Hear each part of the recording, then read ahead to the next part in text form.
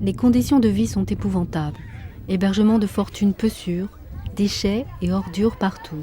Aucun service. C'est Al Secha, une installation pour déplacés internes parmi les centaines qui existent en Irak. Près de 200 familles vivent ici, sur des terrains proches des voies ferrées, en tant qu'occupants illégaux. La plupart victimes de la violence sectaire à Bagdad ou des difficultés économiques. Ouda Rahim Hadvan, veuve de 22 ans.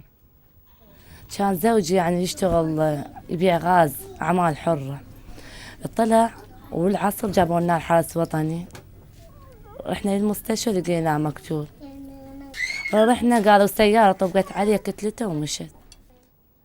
Les veuves comme Hadvan ont peu ou pas de revenus.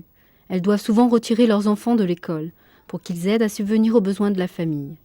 Ces dernières années, des milliers de déplacés ont réussi à rentrer ou à trouver de nouveaux foyers.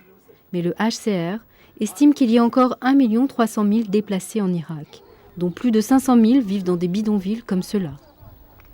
Dans ce bâtiment militaire abandonné, le camp d'Oum al-Banid, il y a 112 familles. Récemment, ils ont tous été menacés d'expulsion, mais le gouvernement a dû revenir sur sa décision. Ils n'ont nulle part où aller.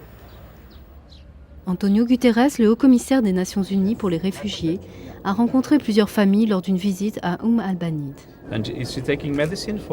En priorité de son agenda, les moyens d'améliorer la situation. Very good meetings with the Prime Minister, the President, Minister of Foreign Affairs, and we believe we will be able to work together more effectively in the future, not only to try to give an answer to these more dramatic humanitarian situations of the people that live in the worst conditions, like the ones in this camp.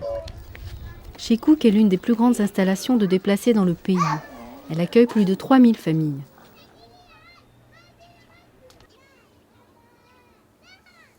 Pour ces personnes déplacées, il est peu envisageable de rentrer dans leur ancien quartier. الشرب طبعا هم صعوبة نواجه بها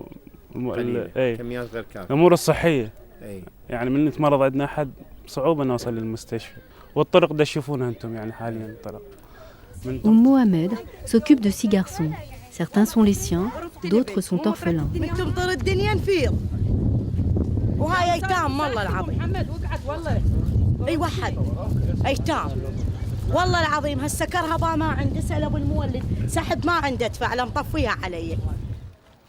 Le HCR distribue des bâches en plastique et d'autres ustensiles domestiques de base et a récemment terminé un projet de reconstruction de 20 000 logements, mais il faudrait beaucoup plus d'assistance.